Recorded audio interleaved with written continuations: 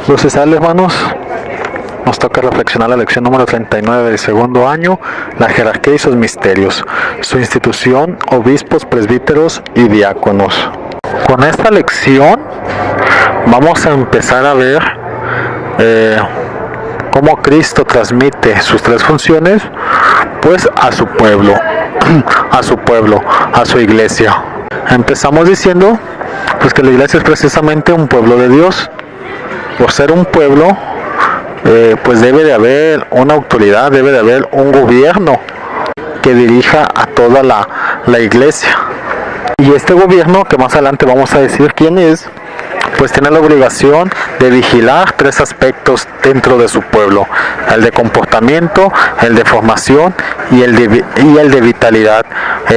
Así, vigilando todos estos aspectos, nos cercioramos de que el pueblo exista y se expanda, ¿no? Particularmente vamos a decir que exista a través del tiempo, porque cuando decimos pueblo, en este momento nos estamos refiriendo al lado material.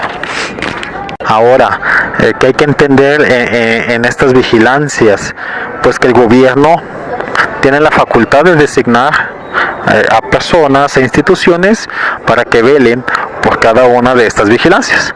Por ejemplo, el de comportamiento nos dice que es la que garantiza la supervivencia, es decir, el gobierno tiene que crear normas y tiene que delegar a personas, a instituciones, la responsabilidad de vigilar que estas normas se cumplan. Aquí también se nos hace el llamado a nosotros, como buenos ciudadanos que somos, pues a cumplir las normas que el gobierno nos da. La vigilancia de formación, pues el gobierno tiene la obligación también de ver por la formación de su pueblo. Tiene que crear, aquí sí yo digo que tiene que crear una institución, obviamente, sea cual sea, también tiene que crear los formadores, por poner un nombre, los maestros, y estos maestros además tienen que estar bien formados para que puedan ejercer su profesión de manera adecuada y poder dar una formación de calidad. Eso es responsabilidad también del gobierno. Y la otra responsabilidad, la de vitalidad. Por la de comportamiento tenemos la supervivencia. Por la vigilancia de vitalidad, el gobierno nos debe de garantizar la sobrevivencia. Pero además esta sobrevivencia tiene que ser de calidad. Dicho en otras palabras, el gobierno tiene que garantizar una calidad de vida básica para todo su pueblo. Eso es por un lado, por ser pueblo. Bueno, lo que les quiero decir es que la iglesia tiene estas vigilancias porque la iglesia es un pueblo, con la diferencia de que es el pueblo de Dios. ¿Qué quiere decir esto? Pues que va a ser Dios que se encargue de delegar estas responsabilidades, de delegar a personas que vean por cada una de estas vigilancias. A diferencia pues de un pueblo terrenal, que es una persona quien delega la responsabilidad de la vigilancia a otra persona. Pero para entender esta parte, para entender que es Dios quien delega estas responsabilidades, tenemos que empezar desde el inicio, desde la fundación de la iglesia. Esto me viene a la mente ahorita el antiguo pueblo de Israel. Pues el pueblo de Israel era así, era un pueblo teocrático, era Dios quien hablaba por medio de Moisés, José, jueces, profetas, para mandar el mensaje al pueblo. Y aún así el pueblo no se convencía, pero bueno, entonces esa es la cuestión. Que la iglesia, pues el que opera o el que tiene la máxima autoridad es Dios. Y nosotros tenemos que aceptar que Dios deja autoridad dentro de la iglesia. Pero para poder entender esto hay que irnos al inicio, cuando se funda la iglesia. Eso sucede en tiempo de Jesucristo con sus apóstoles. En su momento, Cristo deja todo el poder necesario, toda la autoridad necesaria para que los apóstoles desempeñen sus funciones. Y algo más importante, también deja poder a los apóstoles para poder transmitir estas facultades a otras personas. ¿Por qué hace esto? Porque Cristo pues está consciente de que sus apóstoles van a fallecer. Además, esto es lógico, siendo Dios perfecto, siendo Dios el creador de la iglesia, pues no puede dejar huecos dentro de la iglesia, porque sería una iglesia imperfecta y Dios es perfecto. Y aceptando esta parte, creo que ya hemos avanzado bastante, ¿no? Porque al aceptar que Cristo deja la autoridad en los apóstoles y que los apóstoles tienen la facultad de transmitir esta autoridad, esta potestad a demás personas, vamos a entender que nuestro sacerdote tiene autoridad divina y que debemos de respetarlo. Entonces, incluso dice que si estamos en contra de la autoridad de la iglesia y queremos hacer las cosas a nuestras maneras, estamos atentando contra la iglesia. Y esto lo podemos ver en Juan, cuando dice Jesús: como tú me has enviado al mundo, yo también los envío al mundo, y por ello me consagro a mí mismo, para que ellos también sean consagrados en la verdad. Es decir, Jesús envía hombres para que vayan a predicar la buena nueva, vayan a predicar el evangelio, vayan a predicar la palabra de Dios. ¿Y a poco no estaría consciente de que esos hombres en algún momento van a morir? Creo que eso es una trivialidad, ¿no? Creo que eso es de sentido común, y por esa razón pues tiene que dejar la facultad de transmitir la potestad, que el apóstol tenga la facultad de transmitir la potestad de apóstol, ¿no? Y lo otro es de que tenemos que entender que pues ellos son enviados de Dios, ¿no? También dice Jesús: ahora ya saben que todo lo que me has dado viene de ti, porque yo les he comunicado lo que tú me comunicaste. Ellos han aceptado verdaderamente que vengo de ti y han creído que tú me has enviado. Entonces, con esto nos dice que los apóstoles aceptan que Jesucristo es enviado de Dios Padre, y cuando Jesucristo envía a los apóstoles, pues se puede entender que los apóstoles también son enviados de Dios Padre. Entonces aquí es donde radica la autoridad de los apóstoles, la autoridad que hay dentro de la iglesia. Esto es en cuanto a su fundación, ¿no? Es decir, desde su fundación Dios envía a Jesucristo envía a los apóstoles, por lo tanto podemos entender que los apóstoles son enviados de Dios, pero aparte de enviarlos, le da autoridad dentro pues de la iglesia, ¿no? Y dentro de esta autoridad que les da, pues les da el poder de transmitir dicha potestad de apóstol a las demás personas. Eso es en cuanto a su fundación. Así inicia la iglesia. Ahora, el otro aspecto que hay que entender es cómo se propaga. Los apóstoles no crean que iban y vénganse y aquí se van a sentar y me van a escuchar. No era así. Los apóstoles iban a un pueblo y se ponían a evangelizar, de forma que el que creía, o los que creían, pues se acercaban al apóstol. Se encargaba el apóstol pues de seguirlos instruyendo, de seguirlos evangelizando, para que fuera una excelente comunidad cristiana. Al final el apóstol tenía que salir de este pueblo, de esta ciudad, para dirigirse a otra ciudad y hacer exactamente lo mismo. Pero antes de su partida, obviamente el apóstol tenía que dejar a alguien a cargo y lo tenía que escoger dentro de la comunidad que se había formado. Por eso es que le escribe Pablo a Timoteo: el motivo de haberte dejado en Creta fue para que acabaras de organizar lo que faltaba y establecieras presbíteros en cada ciudad, como yo te ordené. El candidato debe ser irreprochable, casado una sola vez, cuyos hijos sean creyentes, no tachados de libertinaje ni rebeldía, porque el episcopo, como administrador de Dios, debe de ser irreprochable. Entonces, les digo, como el apóstol tenía que escoger a una persona de esta comunidad que se había formado, pues tenía que cumplir con estas características que el apóstol Pablo le dijo a Timoteo. ¿Por qué? Porque pues el representante de la comunidad, el presbítero de esa comunidad, tenía que tener un testimonio de vida ejemplar.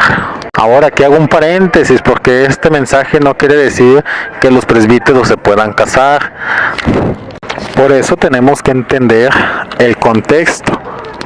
El contexto era que esas comunidades se creaban a partir de personas convertidas, a partir de personas que nunca llevaron una formación en religión, y de esas personas tenía que salir el presbítero, que posiblemente, pues como digo, ¿no? A lo mejor ya está casado, ya tenga hijos, y bueno, le dice Pablo, bueno, el que escojas, fíjate que cumpla con estas cualidades. Porque esto no sucede ahora en nuestros tiempos, porque en nuestros tiempos la comunidad cristiana es tan grande que ya muchas, que desde niño empieza nuestra formación, ya podemos garantizar pues que la persona, el presbítero que vamos a elegir o que se va a elegir, pues tenga una formación lo más adecuado posible a su función de presbítero. Dicho de otra manera, ahorita ya la iglesia tiene las facultades necesarias para formar presbíteros, a diferencia del tiempo cuando ella se estaba expandiendo. Eso no lo tenía establecido, y hay que entender esa parte. Este mensaje es porque no había formación exclusiva de presbíteros. El presbítero tenía que ser un hermano de la comunidad cristiana que se formó a partir de los que se convirtieron al escuchar la evangelización. Y así se debe entender este pasaje.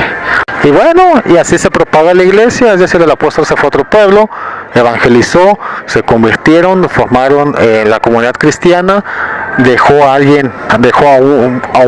nombró a un presbítero, se fue a otra ciudad y hizo exactamente lo mismo, hasta llegar a lo que es la iglesia actualmente. Y bueno, actualmente tenemos dentro de la iglesia algo que se llama la jerarquía, que oficialmente la jerarquía nada más está formada por el Papa y los obispos, que son los sucesores de los apóstoles. De una manera extensa dice que se contemplan a los presbíteros y a los diáconos, incluido también los diáconos permanentes.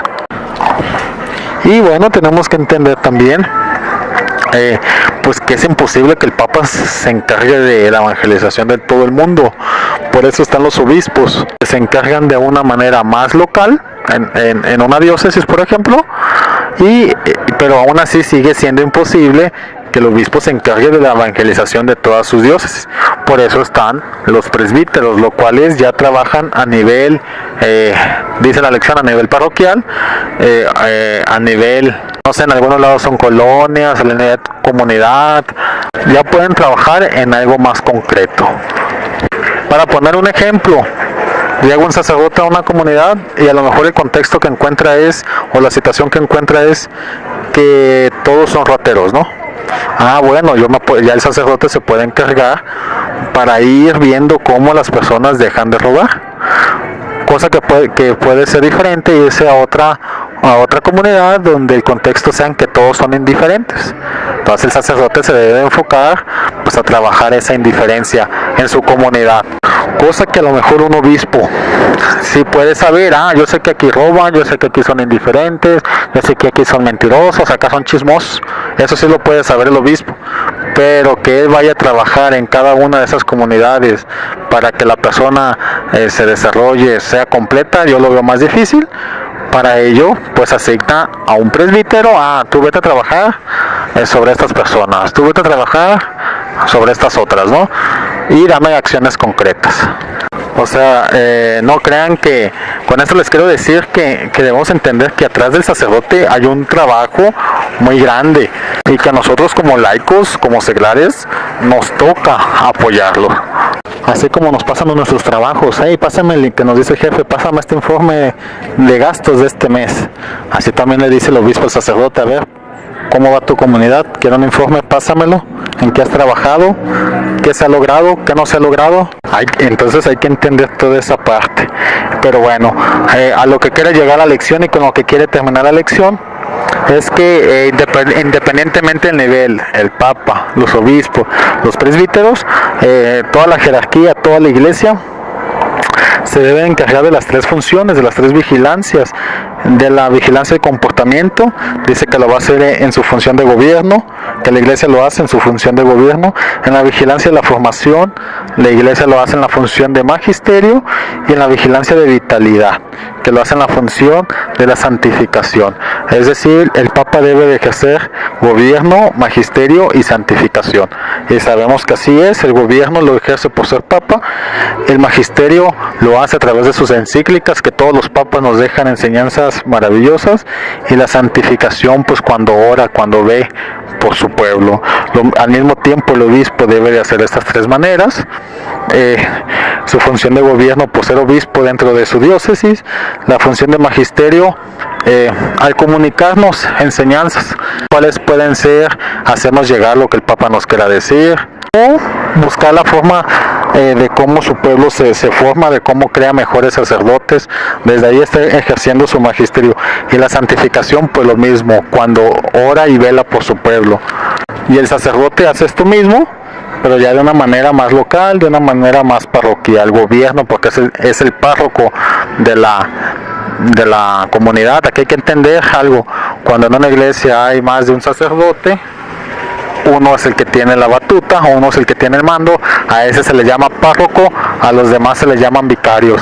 Y sobre el párroco cae toda la función de gobierno dentro de la comunidad. El párroco tiene que salir por alguna razón, va a designar a quien dejarle esta función dentro de sus vicarios. El párroco creo que es el encargado y el principal encargado de formar a todos sus laicos, a toda su comunidad, con énfasis a los seglares, ¿no? Y la santificación, pues lo mismo, cuando el Padre ora, vela por nosotros,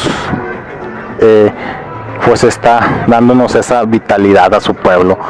Y bueno, dice la lección para completar que estas tres funciones corresponden a las funciones de Cristo. La función de gobierno corresponde a Cristo Rey, la de magisterio Cristo Profeta, y la de vitalidad o santificación corresponde a Cristo Sacerdote. Y bueno, aquí lo único que nos queda dejar claro la lección es precisamente esto, que debemos aceptar la responsabilidad dentro de la iglesia, la autoridad, y es que debemos respetar la autoridad que hay dentro de la iglesia. Incluso la lección también menciona a los diáconos permanentes, y más aún, también tenemos que velar por la iglesia, ¿no? Porque algo que sucede es, por ejemplo, el sacerdote sale, deja a una persona a cargo, y la persona puede deshacer y hacer todo lo que él quiera, pero no se puede alejar a los mandatos de la iglesia. Eso tenemos que tenerlo claro. Si nosotros vemos algo, pues hacérselo saber al padre, al párroco. No con eso estoy diciendo que no me pareció lo que estás haciendo y me pongo en tu contra, ¿no?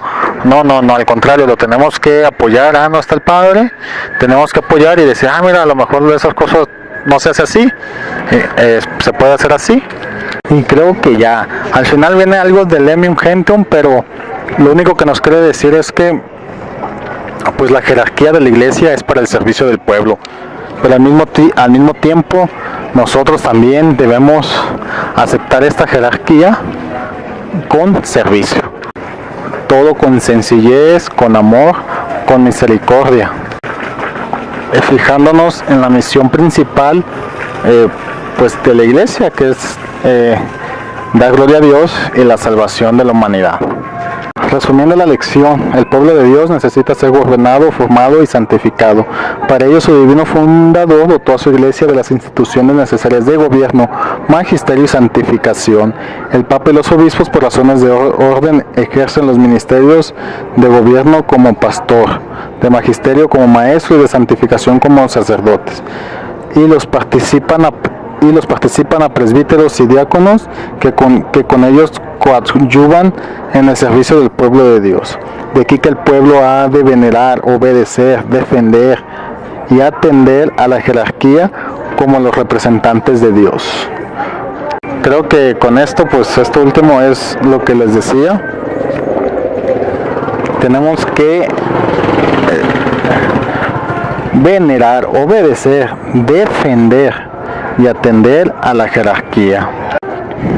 Resolución: Señor, que toda mi vida te sirva en mi obispo.